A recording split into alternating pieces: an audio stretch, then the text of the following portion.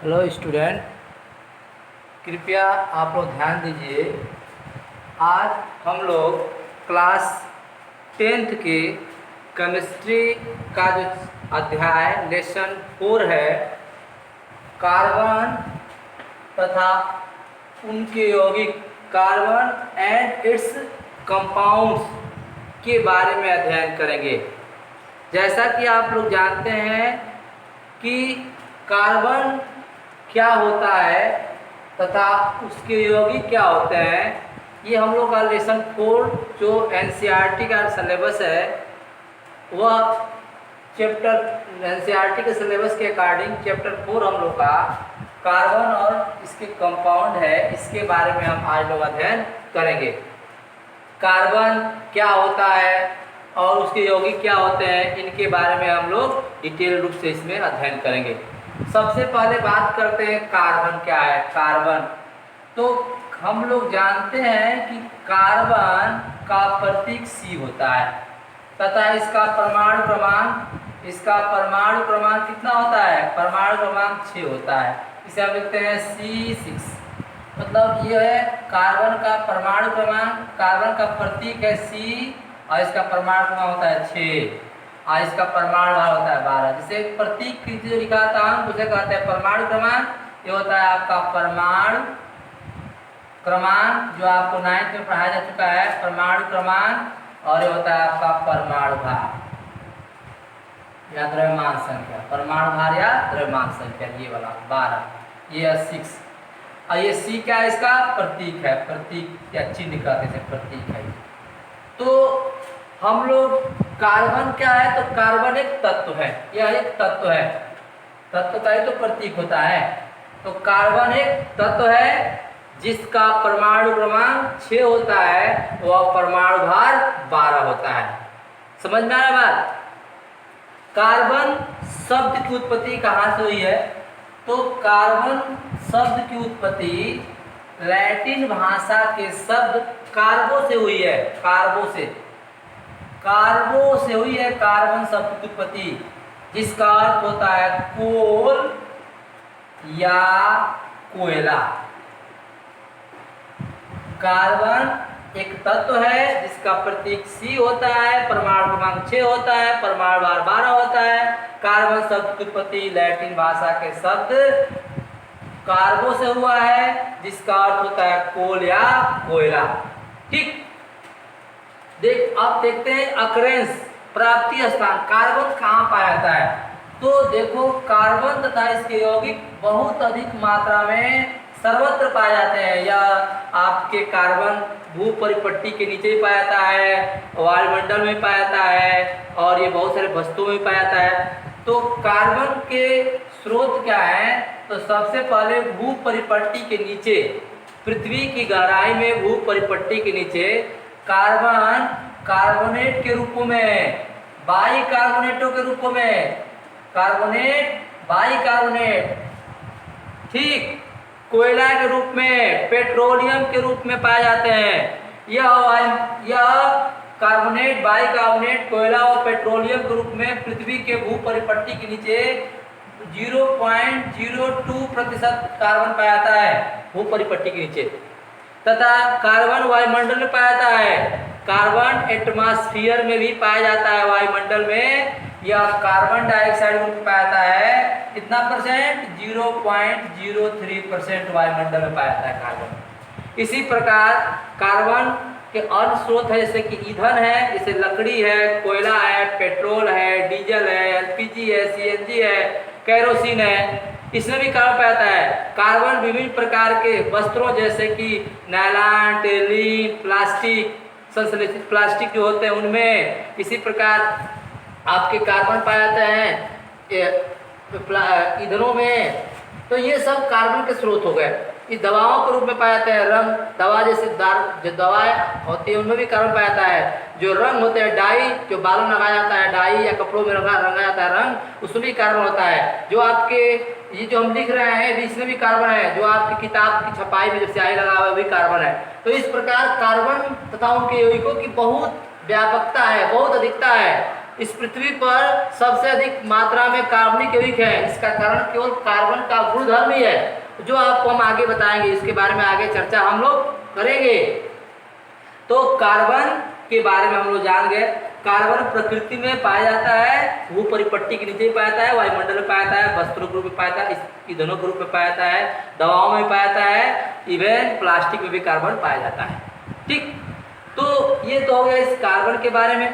अब कार्बनिक यौगिक क्या होते हैं उसके बारे में बात करते हैं। कार्बन तथा उसके यौगिक, देखो जब कार्बन क्रिया करता है हाइड्रोजन से या किसी अन्य तत्व से, तो बनाता है कुछ यौगिक, जैसे मान लो बना दिया CH4 मेथेन, आपका बना दिया C2H6 एथेन, एक कार्बनिक यौगिक हो गए, एक कार्बनिक यौगिक हो गए।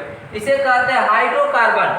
जब कार्बन हाइड्रोजन से क्रिया करता है तो जो यौगिक का निर्माण करता है उसे कहते हैं हाइड्रोकार्बन। इसी प्रकार कार्बोनेट भी होते हैं, बाइकार्बोनेट, जब CO2 होता है तो कार्बोनेट, CO3 होता है तो उसे कहते हैं CO3 होता है कार्बोनेट, CO3 होता है कहते हैं बाइकार्बोनेट। इसी प्रकार अन्य यौगिक भी होते हैं, तो उनके बारे में भी चर्चा हम लोग आगे करेंगे। तो अब बात करते हैं हम लोग कार्बन। तो आपके सिलेबस के अकॉर्डिंग ही बता रहे हैं, जितना सिलेबस दिया है उसके अकॉर्डिंग ही आपको बताएंगे, उससे न कम बताएंगे, उससे अधिक ही बताएंगे, नहीं उससे कम नहीं बताएंगे, लेकिन उसी हेडिंग के अंतर्गत हम बताएंगे।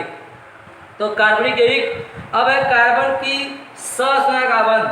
कार्बन की सहसंयोजक आबंध के बारे में हम थोड़ा चर्चा करते हैं। जो आपके NCERT का टॉपिक दिया है कार्बन के परिचय के बाद, कार्बन के सहसंयोजक आबंध। अब बात करते हैं सबसे पहले आबंध के बारे में, तब आगे चर्चा करेंगे हम। आबंध जैसे कहते हैं हम लोग, बंध भी कहते हैं। आबंध या बंध, बॉन्ड, BOND, बॉन्ड क्या होता है। देखो बंध के बारे में क्या विचार है, क्या कंसेप्ट है। बॉन्ड के बारे में यही कंसेप्ट है कि दो परमाणु, मान लो हाइड्रोजन है और हाइड्रोजन आपस में मिलकर बना दे H2, Cl और Cl मिलकर बना दे Cl2, इसी प्रकार H और O मिलकर बना दिए H2O। तो ये जो अणु है आपका, हाइड्रोजन एक अणु है, क्लोरीन एक अणु है, जल एक अणु है, बहुत सारे अणु है। तो अणु ये द्विपरमाणु अणु है, भी द्विपरमाणु है, त्रिक परमाणु अणु है। तो जो अणु है उनमें परमाणु आपस में किस बल द्वारा बंधे हैं, उसी बल को हम बंध कहते हैं। अर्थात किसी परमाणु में, किसी अणु में उपस्थित परमाणु किस आकर्षण बल द्वारा या किस बल द्वारा आपस में बंधे हुए हैं, उसी बल को हम बंध कहते हैं। समझ में आया बंध किसे कहते हैं। परमाणु आपस में जिस बल के कारण बंधे होते हैं उन्हीं को हम बंध कहते हैं। परिभाषा इसका लिख लेंगे आप कि बंध की परिभाषा लेंगे कि किसी अणु में उपस्थित परमाणु जिस बल द्वारा आपस में बंधे होते हैं उन्हीं बल को हम बंध कहते हैं। बंध 3 प्रकार के होते हैं। कितने प्रकार के होते हैं। बंध 3 प्रकार के होते हैं। पहला होता है वैद्युत संयोजक बंध। बंध ये हो गए आपके 3 प्रकार के होते हैं बंध। पहला हो गया आपका वैद्युत संयोजक बंध या आबंध, इसे कहते हैं वैद्युत संयोजक बंध। Electrovalent bond. दूसरा होता है आपका सहसंयोजक बंध, सहसंयोजक बंध या आबंध। ठीक। और तीसरा होता है आपका उपसहसंयोजक बंध। तो वैद्युत संयोजक बंध, सहसंयोजक और उपसहसंयोजक बंध, ये बंध के प्रकार हो गए। 3 प्रकार के होते हैं बंध। या परमाणुओं को इन्हीं तीनों बंधों में से किसी एक बल द्वारा बांधे रहेंगे, उसी को हम लोग बंध कहते हैं। बंध 3 प्रकार के होते हैं। वैद्युत संयोजक बंध, इलेक्ट्रोवैलेंट बॉन्ड, इसे कहते हैं कोवैलेंट बॉन्ड, इसे कहते हैं कोऑर्डिनेट बॉन्ड। ठीक। तो सबसे पहले वैद्युत संयोजक बंध को हम आयनिक बंध भी कहते हैं। इसे कहते हैं आयनिक बंध भी कहते हैं। आयनिक बंध को चाहे आबंध को, एक ही बात है। आयनिक आबंध कहते हैं।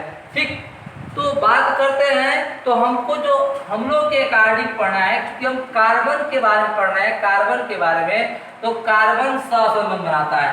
कार्बन मुख्यतः अपने यौगिकों में सहसंबंध द्वारा जुड़ा होता है। तो हमको वैद्युत संबंध और उप सहसंबंध नहीं पढ़ना है। यहाँ पे हम अकॉर्डिंग टू सिलेबस चल रहे हैं। तो अकॉर्डिंग टू सिलेबस कार्बन में कौन सा बंध बनता है, कार्बन कौन सा बंध बनाता है, तो कार्बन सहसंबंध बनाता है, कोवैलेंट बॉन्ड बनाता है। तो हम लोग कोवैलेंट बॉन्ड के बारे में चर्चा करेंगे। अगर आप चाहेंगे तो कमेंट कीजिएगा, हम आपको वैद्युत संयोजक बंध उप सहसंबंध बता देंगे। लेकिन अकॉर्डिंग टू सिलेबस कार्बन के बीच सहसंबंध बनता है, तो हम लोग सहसंबंध के बारे में ही चर्चा करेंगे डिटेल में। ठीक, इसके बाद नेक्स्ट वीडियो में हम आपको वैद्युत संबंध, सहसंबंध भी, उप सहसंबंध भी बता देंगे। लेकिन आज हम लोग सहसंबंध के बारे में चर्चा करेंगे। तो सहसंबंध या कार्बन हम लोग पढ़ रहे हैं, कार्बन के सहसंबंध। तो बंध के बारे में बताए, बंध कितने प्रकार के होते हैं, 3 प्रकार के बता दिए। उनमें से हमको सहसंबंध, क्योंकि कार्बन सहसंबंध ही बनाता है, इसके बारे में चर्चा करेंगे। तो सहसंबंध, सहसंयोजक आबंध कहो चाहे बंध, कोई भी बात है, आबंध, कोवैलेंट बॉन्ड। तो कोवैलेंट बॉन्ड जानने से पहले हमें कुछ इसके बारे में और जानना आवश्यक है कि बंध बनते हैं तो आपको हम बता देंगे, लेकिन उसकी किसी परमाणु की संयोजी कोष के इलेक्ट्रॉन क्या होते हैं, उनकी संयोजकता किस में निर्भर करती है, कौन बंध बनाने में भाग लेगा, तब इलेक्ट्रॉन कौन नहीं लेगा, इसके बारे में जानने के लिए थोड़ा सा हम लोग बैक चलते हैं। जो आपको 9th में बताए थे, बोर-बरी का इलेक्ट्रॉनिक विन्यास लिखना, बोर-बरी का इलेक्ट्रॉनिक विन्यास लिखना सबको आएगा, तभी हम आपको सहसंबंध बता सकते हैं। मतलब बताने के तभी बता दें, लेकिन कुछ लोग नहीं जानते, उनको दिक्कत होगा। तो सबसे पहले पढ़ते हैं हम लोग बोर-बरी योजना। बोर-बरी योजना क्या है, या बोर-बरी का इलेक्ट्रॉनिक विन्यास क्या है। बोर-बरी योजना, देखो, बोर-बरी ने सबसे पहले किसी परमाणु के नाभिक के बाहर कक्षकों में उपस्थित, जैसे परमाणु है, जैसे मान लो हम कहते हैं सोडियम एक परमाणु है, इसका परमाणु क्रमांक 11 होता है, इसका परमाणु भार 23 होता है। तो ये तत्व है, तो इसका एक नाभिक होगा, इसके मध्य में एक नाभिक होगा, और नाभिक के बाद कक्षक होंगे, के कोष, जो आपको नाम बताया है, के कोष सबसे नाभिक करीब होता है, उसका होता है एल कोष, उसका होता है एम कोष, ALM, उसका होता है एन कोष। ये सब कोष है, के कोष, एल कोष, एम कोष और एन कोष। ये नाभिक है, जिसमें प्रोटॉन और न्यूट्रॉन रहेंगे और कक्षकों में इलेक्ट्रॉन रहेंगे। अब किस कक्षक में कितना इलेक्ट्रॉन रहेंगे, बात समझो ध्यान से। हम कह रहे हैं कि ये नाभिक है, तो नाभिक में घर होता है प्रोटॉनों का, न्यूट्रॉनों का, अर्थात इसमें कितने प्रोटॉन है कितने न्यूट्रॉन है हम निकाल लेंगे, इसमें से घटाएंगे तो न्यूट्रॉनों संख्या निकल जाएगा। इसमें 11 परमाणु क्रमांक है, 11 परमाणु क्रमांक, जितना परमाणु क्रमांक होता है उतने ही इलेक्ट्रॉन होते हैं और उतने ही प्रोटॉन होते हैं। तो इसमें 11 प्रोटॉन है, प्रोटॉन कितने हैं, 11 प्रोटॉन है इसमें, इसके नाभिक में हम 11 प्रोटॉन दिखा सकते हैं। अब कितने न्यूट्रॉन है, तो 23 में से 11 घटाओगे तो आपका आ जाएगा, 23 में से 11 आप घटाएंगे तो कितना जाएगा, 12 न्यूट्रॉन हो जाएंगे इसमें। ठीक, और 11 इलेक्ट्रॉन है।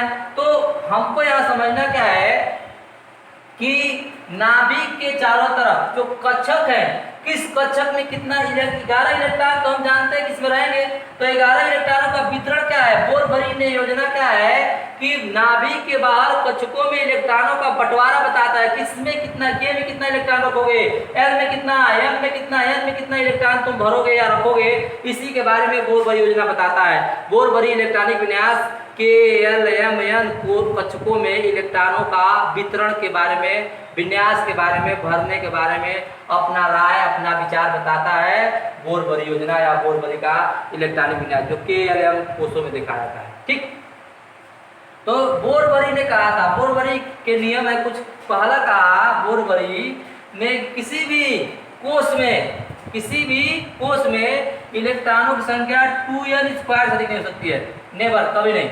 2n स्क्वायर, किसी भी कोष में इलेक्ट्रॉन से कितना होती है, जैसे के कोष के बारे में बात करें तो इसमें अधिक से अधिक इलेक्ट्रॉन हो सकता है 2n स्क्वायर, 2n स्क्वायर, ये 2n स्क्वायर।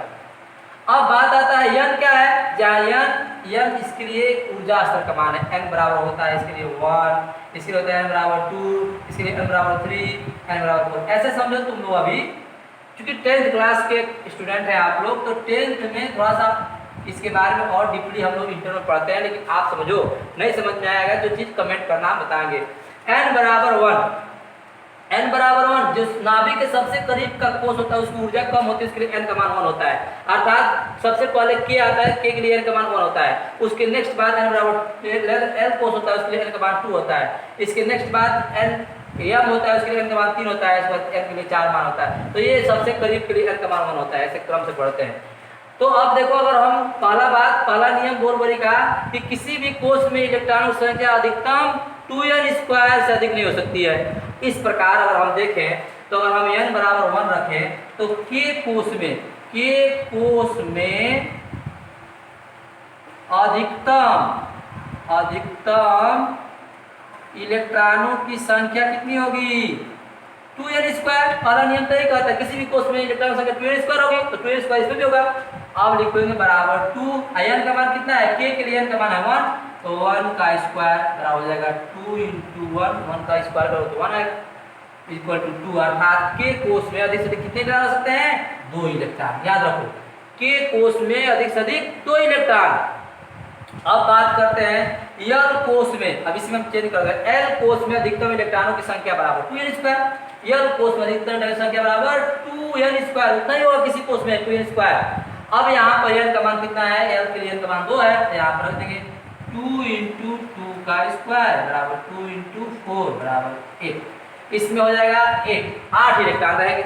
अर्थात k में 2, बोर-बरी के पहले नियम के अनुसार k में अधिक से अधिक 2 इलेक्ट्रॉन रह सकते हैं, L में अधिक से अधिक 8 इलेक्ट्रॉन रह सकते हैं। अब बात करते हैं m कोष में इलेक्ट्रॉनों की अधिकतम संख्या, m कोष में अधिकतम इलेक्ट्रॉनों की संख्या बराबर वही नियम 2n स्क्वायर। चूंकि अब इसके लिए m के लिए n का मान कितना है, m के लिए n का मान 3 है, तो 2 × 3 का स्क्वायर हो जाएगा 2 × 3 का स्क्वायर, 3 का करोगे स्क्वायर 3 3 के 9, तो 9 दूनी 18, इसमें हो जाएगा 18 इलेक्ट्रॉन। तो यह कोष में अधिकतम 18 इलेक्ट्रॉन। इसी प्रकार n में देखेंगे तो n में वही रूल रहेगा भाई, किसी भी कोष में अधिकतम इलेक्ट्रॉन संख्या 2n स्क्वायर। अब यहाँ पर n बराबर रख देंगे हम लोग, n के लिए मान 4 है, तो 2 × 4 का स्क्वायर हो जाएगा 2 × 4 तो 16, 16 दूनी 32, इसमें 32 इलेक्ट्रॉन। ठीक, इस प्रकार हम लोग यह जान गए बोर-बरी के पहले नियम के अनुसार कि किसी भी कोष में अधिकतम इलेक्ट्रॉन संख्या 2n स्क्वायर होता है। इस रूल से k में अधिकतम इलेक्ट्रॉन संख्या 2, L में अधिकतम इलेक्ट्रॉन संख्या 8, M में अधिकतम इलेक्ट्रॉन संख्या 18 और N में अधिकतम इलेक्ट्रॉनों की संख्या 32 से अधिक नहीं हो सकती है कभी भी। इतना समझ आया ना? तो पहले नियम के अनुसार ये चीज याद रखना है। अब बात करते हैं हम दूसरा नियम, बोर-बरी का दूसरा नियम क्या है। दूसरा नियम कहता है कि यह कोई जरूरी नहीं है कि यम कोष में, यह कोई जरूरी नहीं है कि यम कोष में 18 इलेक्ट्रॉन हो जाए तभी यम कोष भरेगा। ध्यान देना इस बात पर। दूसरा नियम, यह कोई जरूरी नहीं है कि यम कोष में 18 इलेक्ट्रॉन हो जाए तभी यम कोष भरेगा, नहीं, बल्कि m कोष में 8 इलेक्ट्रॉन होने के बाद n कोष भरना प्रारंभ हो जाता है। क्या कह रहे हैं कि यह कोई जरूरी नहीं है कि m कोष में 18 इलेक्ट्रॉन होगा तभी n कोष भरेगा, मतलब पूरा ये भर जाए तभी भरेगा, नहीं। अगर इसमें 8 इलेक्ट्रॉन हो जाता है तो ये रुक जाएगा। मतलब हम भरते आ रहे हैं, मान लो हमको किसी का इलेक्ट्रॉन में लिखना है, जैसे मान लो कि हमको कैल्शियम का लिखना है 20 का इलेक्ट्रॉनिक विन्यास, कैल्शियम 20 परमाणु क्रमांक 20 होता है।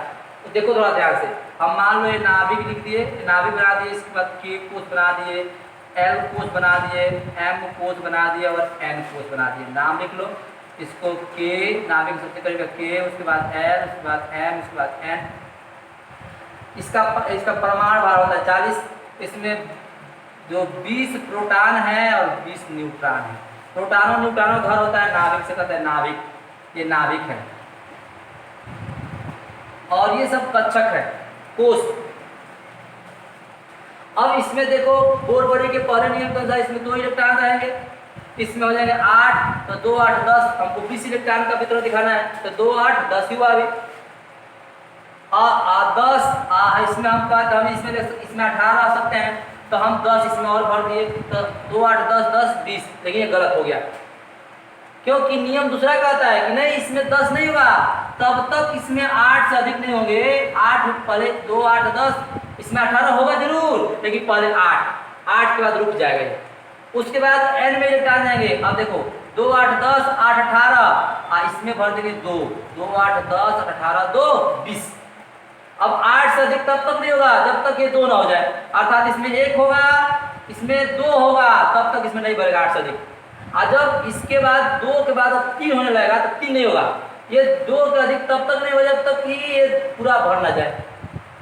अर्थात हम बता रहे हैं, दूसरा नियम समझो कि यह कोई जरूरी नहीं है कि यम कोष में 18 इलेक्ट्रॉन भरेंगे तभी एन कोष भरेगा, भरना प्रारंभ होगा, ये कोई जरूरी नहीं है। अगर एम कोष में 8 इलेक्ट्रॉन हो जाते हैं तो एन कोष भरना प्रारंभ हो जाता है। ठीक, अगला नियम, तीसरा नियम, अगर इसमें है 2 8 10, जैसे 20 का भरे है तो 2 8 10 10 20 कर सकते थे, लेकिन 10 करोगे तो गलत हो जाएगा, क्योंकि नियम कहता है 8 भरो, पहले 2 8 10 18, अब 8 के बाद रोक दो, अब 2 शेष बच रहे हैं, 2 8 10 18 को 20 का लिखना है तो यहाँ भर दो। अब तीसरा नियम क्या कहता है, देखो तीसरा नियम, सबसे बाह्यतम कोष, जिसे मान लो यहाँ पर एन कोष है, सबसे बाह्यतम कोष में 2 से अधिक इलेक्ट्रॉन तब तक नहीं हो सकते हैं जब तक कि उससे पिछले वाले कोष अर्थात एम कोष नियम 1 के अनुसार 18 इलेक्ट्रॉन, नियम 1 के अनुसार अर्थात 2n स्क्वायर के अनुसार पूरा भर न जाए। अब बात आ रहा है कि अगर मान लो हम 20 का लिखे हैं, अगर हमको 21 का लिखना है, 21 का स्केड नियम का होता है 21 परमाणु क्रमांक, तो हमको 21 का लिखना है तो 2 भर दिए 8 भर दिए, इसमें 8 भर दिए, तो 2 8 10 18 18 2 20 और 21 का लिखना है तो इसमें 3 कर दिए, तो ये गलत हो गया, ये गलत हो गया। नियम कहता है कि सबसे बाह्यतम कोष में 2 से अधिक, अब 2 से अधिक 3 तो होता ही है, 4 होता है, तो 2 से अधिक तब तक नहीं होगा जब तक इससे पिछले वाला कोष अर्थात एम कोष, अगर एम के बारे में बात कर रहे हैं तो उससे पिछले वाला एम, अगर एन के बारे में बात कर रहे हैं तो इससे पिछले वाला कोष एम होगा, पीछे वाला कोष एम होगा। तो सबसे बाह्यतम कोष में 2 से अधिक इलेक्ट्रॉन तब तक नहीं हो सकते हैं जब तक इससे पिछले वाले कोष अर्थात एम कोष में नियम 1 के अनुसार 18 इलेक्ट्रॉन न हो जाए, अर्थात अब 2 के बाद रुक जाएगा। अब अगर हमको 21 के लिखना है तो इसमें जाएगा 9, समझ में आ रहा है 9। अगर हमको 22 का लिखना है, 20 कैडमियम टाइटेनियम लिखना है 22 का, तो 2 8 10 8 18 2 20, अब कितना हो रहा है 20, अभी 2 और भरना है तो अब लौटेंगे, इसमें भरेंगे 8, 2 और जोड़ लो हो जाएगा 10, अब जोड़ो 2 8 10 और 10 20, अब 10 20 और 10 2 22, 20 2 22 22 हो गए। समझ में आया नियम? इस प्रकार आप इलेक्ट्रॉनिक में लिखेंगे। इसमें कुछ अपवाद भी हैं जो आपको हम बता रहे हैं। अपवाद, एक तो अपवाद है जो आपको हम 9th में बताए भी थे, जो क्लास लिए थे 9th में, वो लोग समझ रहे हैं, जो लोग नहीं समझ पा रहे हैं वो लोग कृपया आप लोग जब हम 4 से 5 लाइव आएंगे तो आपको कुछ इलेक्ट्रॉनिक में लिखिएगा। अगर लिखने में कोई भी दिक्कत आ रही है तो हमें कमेंट करके बताइएगा कि सर हमें ये दिक्कत हो रहा है, आप बताइए। जैसे अब मान लीजिए हम कुछ तत्वों का इलेक्ट्रॉनिक में लिख रहे हैं और बोर-बरी के नियम के अनुसार, तो उसमें आप देखिए और उसके बाद घर अपने बैठ के उसको लिखिए। अगर कोई दिक्कत आता है तो हमसे पूछिए। 4 से 5 देखो। इसके बाद हम बता रहे हैं आपको कि जैसे अब बोर-बरी के नियम के अनुसार मान लो हमको सोडियम का इलेक्ट्रॉन में लिखना है, सोडियम का, तो देखो इस तरह गोला बना के लिखो नाभिक, ये भी ठीक है, लेकिन इससे ज़्यादा थोड़ा दिक्कत होता है लिखने में। आप उससे अच्छा है कि सभी कोष बना रहे, जैसे के कोष, ये वाला एल कोष, कामला के कोष, एल कोष, एम कोष, एन कोष, और जैसे इसमें वितरण करो, एक लाइन में वितरण कर लो, बात वही होता है, ऐसे लिखते हैं हम लोग। तो जैसा सोडियम का कितना होता है 11 होता है परमाणु क्रमांक, तो परमाणु क्रमांक 11 है, तो इसमें 11 प्रोटॉन है और 11 इलेक्ट्रॉन है, तो 11 इलेक्ट्रॉनों का के कोष में वितरण दिखाना है। तो आप ऐसे दिखाओ चाहे ऐसे दिखाओ, बात एक ही है। तो तो पहले इसमें हम जानते हैं अधिक से 2 रह सकता है, तो 2 भर दिए 2। इसमें अधिक से अधिक होता है 8, 2 8 10, कितना बचा 2 8 10, एक और इलेक्ट्रॉन बचे ना, तो अब आप इसमें भर देंगे। के में भर दिए 2, एल में भर दिए, के में 2 एल में 2।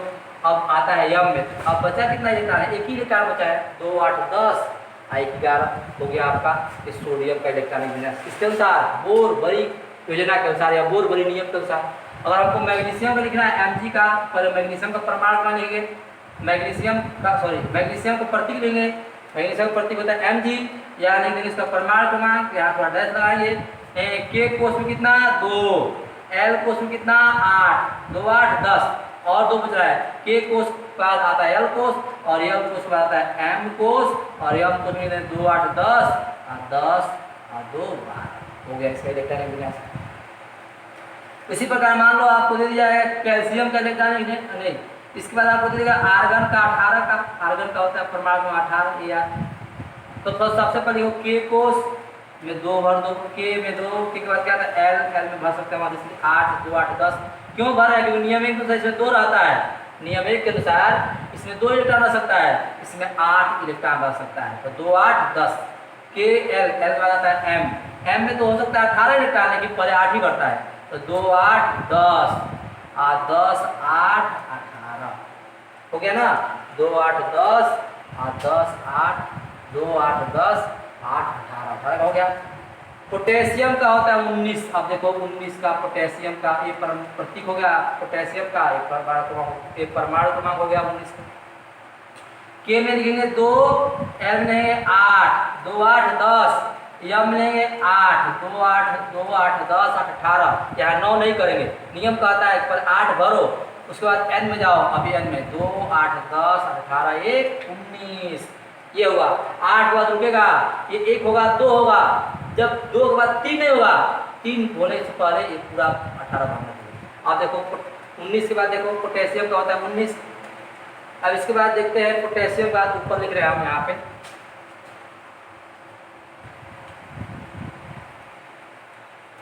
देखो यहाँ पे तो हम लोग कैल्शियम का होता है 20, बोलो 20 परमाणु क्रमांक इसका होता है 20, प्रतीक होता है Ca।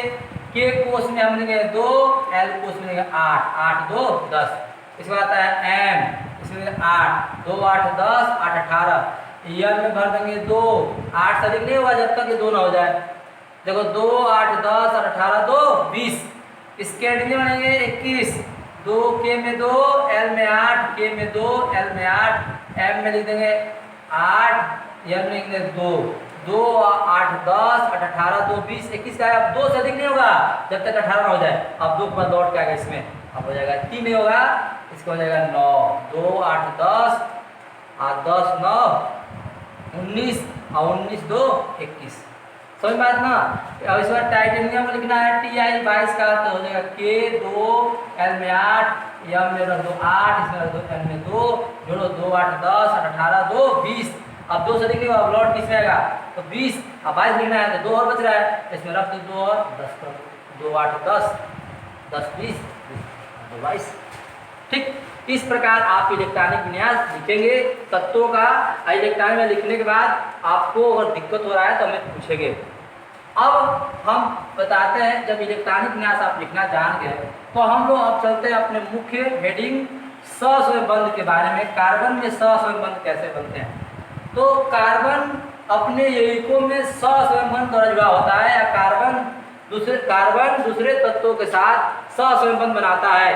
तो सहसंयोजक बंध क्या होते हैं, देखो जब 2 या 2 से अधिक समान या भिन्न भिन्न परमाणु, जैसे मान लो H2 में HH है H2 बन गया, O2 बन गया, उसी प्रकार CH4 भी बन सकता है, CO बन सकता है कार्बन मोनोऑक्साइड, तो ये समान परमाणु है ना, लेकिन ये भिन्न भिन्न परमाणु है।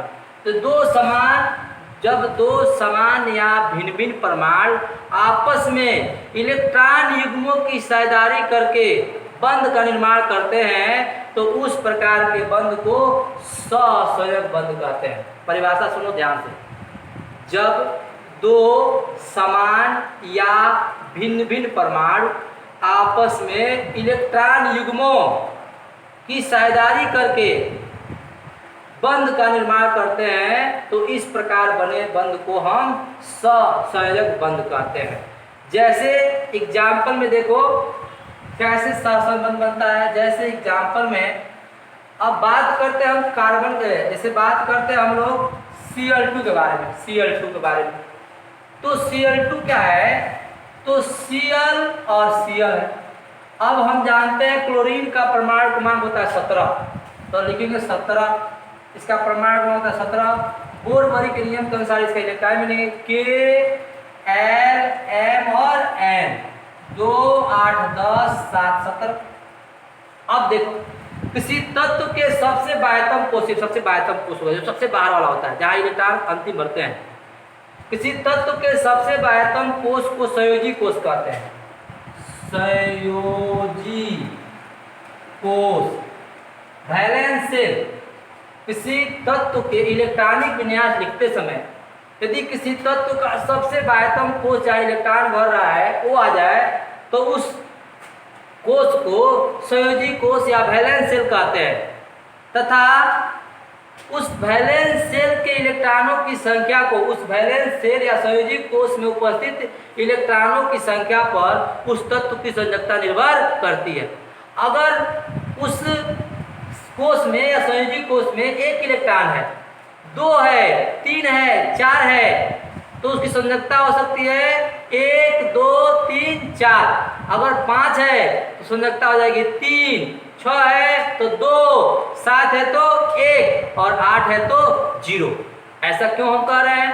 देखो एक अष्टक नियम होता है, ऑक्टेट रूल। प्रत्येक तत्व यह चाहते हैं, अष्टक नियम यही कहता है कि प्रत्येक तत्व यह चाहते हैं कि उनके बाह्यतम कोष में 8 इलेक्ट्रॉन हो जाए। ये बाह्यतम कोष इसका है, इसकी मान लो ये नहीं रहता तो बाह्यतम कोष ये रहता, ये नहीं रहता तो भाई ये रहता। देखो जब K कोष आएगा तो उसमें 8 अष्टक नियम पालन नहीं होता। जब K कोष में 2 ही इलेक्ट्रॉन होगा तो अष्टक हो जाएगा, या K कोष में 2 ही रहेगा तो पूर्ण हो जाएगा, समझो। तो K के बारे में लागू नहीं होता है, K के बाद L में बात करते हैं, K, L, M और N। जैसे मान लो क्लोरीन का लिखे 2, 8, 10, 7, 17, तो इसमें यह भी कोष संयोजी कोष बन गए, इसमें M ही कोष क्या बन गया, संयोजी कोष। और हम बात करते हैं कैल्शियम के बारे में, 20 होता है ना, तो हो जाएगा 2, 8, 10, 8, 18, 2, 20, K, L, M और N। अब देखो इसका 2, 8, 10, 8, 18, 2, 20। अब इसमें देखो सबसे बाह्यतम कोष यम कोष है, तो यम कोष क्लोरीन के लिए, यम कोष क्लोरीन के लिए संयोजी कोष है, लेकिन कैल्शियम का संयोजी कोष क्या है, N कोष है। अब इसमें 7 इलेक्ट्रॉन है, इसमें 2 इलेक्ट्रॉन है, तो दोनों की संयोजकता अलग अलग होगी। इसकी संयोजकता इस संख्या में निर्भर करेगी, इसकी संयोजकता इस संख्या में निर्भर करेगी। तो किसी तत्व के सबसे बाह्यतम कोष को संयोजी कोष कहते हैं, तथा संयोजी कोष में उपस्थित इलेक्ट्रॉनों की संख्या पर उस तत्व की संयोजकता निर्भर करती है।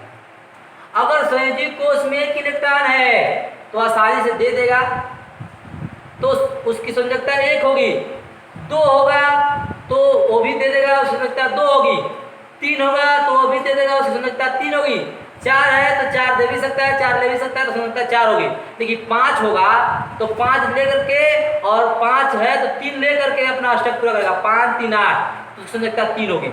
अब 5 है तो भाई ले करके अष्टक पूरा कर लेगा, 5 में अगर 3 और वो ले लेता किससे तो वो बन जाएगा 5, 3, 8, तो संयोजकता होगी 3। अगर किसी तत्व के बाह्यतम कोष अथवा संयोजी कोष में 6 इलेक्ट्रॉन है तो वो 2 इलेक्ट्रॉन और ले लेगा, तो हो जाएगा 8, तो उसकी संयोजकता हो गई आपकी 2। किसी तत्व के बाह्यतम कोष में या संयोजी कोष में 7 इलेक्ट्रॉन है तो संयोजकता 1 होगी, क्योंकि 7 है 1 ले लेगा तो हो जाएगा 8। और किसी तत्व के बाह्यतम कोष में 8 इलेक्ट्रॉन है तो उसकी संयोजकता होगी 0, क्योंकि वो अष्टक है, वो क्रियाशील नहीं है, अक्रिय हो गया। क्योंकि बाह्यतम कोष में अष्टक नियम क्या है, किसी तत्व के बाह्यतम कोष में 8 इलेक्ट्रॉन का होना ऑक्टेट या अष्टक कहलाता है। और जो तत्व अष्टक नियम का पालन करते हैं वो क्रियाशील नहीं होते हैं, अक्रिय हो जाते हैं, वो निष्क्रिय हो जाते हैं। तो जिस तत्व के बाह्यतम कोष में 8 इलेक्ट्रॉन है वो अष्टक नियम का पालन कर रहे हैं, वो क्रियाशील नहीं है, उसकी संयोजकता 0 होती है, उसकी वैलेंसी 0 होती है। ठीक, तो हम लोग इस बात का ध्यान रखेंगे कि अष्टक नियम का पालन करने में कितने इलेक्ट्रॉन इसको खोना पड़ रहा है या देना पड़ रहा है, या कितने इलेक्ट्रॉन ग्रहण करना पड़ रहा है। अगर मान लो 5 है तो 5 देना आसान है या 3 लेना आसान है, किसी के पास मान लो किसी के पास 1 इलेक्ट्रॉन है, किसी के पास 7 इलेक्ट्रॉन है, तो 7 देना आसान है? नहीं, 1 लेना आसान है। अतः जिसके पास 1 इलेक्ट्रॉन होगा वो दे देगा, जिसके पास 7 इलेक्ट्रॉन होगा वो ले लेगा। तो जिसके पास 1 इलेक्ट्रॉन है, 2 है, 3 है, 4 है, तो 1 2 3 4 ये सब देने वाले इलेक्ट्रॉन है, मतलब संयोजी कोष में है तो किसी को दे देगा और उससे पिछले वाले कोष को अष्टक बना लेगा। जैसे मान लो सोडियम है, यहाँ ध्यान देना, सोडियम है, इसका परमाणु क्रमांक होता है 11। बोरबरी के नियम के अनुसार लेंगे तो 2 यल में 8, 2 8 10 के यल, उसके बाद आता है एम, इसमें 1 2 8 10 11। अब इसकी संयोजी कोष अर्थात वैलेंस सेल जो सबसे बाह्यतम कोष को संयोजी कोष कहते हैं। संयोजी कोष में 1 इलेक्ट्रॉन है, अब यह 1 इलेक्ट्रॉन, अब देखो अब इसको 7 इलेक्ट्रॉन लेना है तब अष्टक पूरा होगा। इससे अच्छा है कि 1 इलेक्ट्रॉन त्याग दे तो अष्टक पूरा हो गया भाई, पीछे वाला कोष अष्टक बन गया। के एल एम, एम में 1 इलेक्ट्रॉन है, 2 8 10 11, इसका 11 परमाणु क्रमांक है अर्थात इसमें 11 इलेक्ट्रॉन है। इसके संयोजी कोष में अर्थात वैलेंस सेल में 1 इलेक्ट्रॉन है, अतः ये अपना अष्टक पूरा करने के लिए संयोजी कोष के 1 इलेक्ट्रॉन को त्याग देगा, किसी को दे देगा। कौन लेगा बताएंगे आपको आगे। ये दे दिया तो ये 1 इलेक्ट्रॉन त्यागा तो इस पर 1 प्लस आ गया, इसकी संयोजकता हो जाती है 1। अर्थात अगर संयोजी कोष में 1 इलेक्ट्रॉन है तो उसकी संयोजकता 1 होगी। मैग्नीशियम का देखो इसका होता है 12, 2 8 10 2 12, के में 2, एल में 8, एम में 2। तो अब ये अभी 2 8 अब इसको 6 इलेक्ट्रॉन लेना है। 6 इलेक्ट्रॉन लेना आसान नहीं है। 6 इलेक्ट्रॉन किसी लेना आसान नहीं है, जबकि किसी के पास 6 इलेक्ट्रॉन है उसको 2 इलेक्ट्रॉन दे देगा। तो अब यह 2 इलेक्ट्रॉन दे देगा तो इसका अष्टक हो जाएगा। देखो जब 2 इलेक्ट्रॉन देगा के कोष यल कोष अब बाह्यतम को 2 इलेक्ट्रॉन किसी को दे देगा तो के कोष और एल कोष, अब यल कोष हो गया आपका संयोजी कोष। इसमें 8 इलेक्ट्रॉन होगा, अष्टक पूरा कर लिया। अर्थात अष्टक पूरा करने के लिए ही कोई भी तत्व इलेक्ट्रॉन देते हैं या लेते हैं या साझेदारी करते हैं।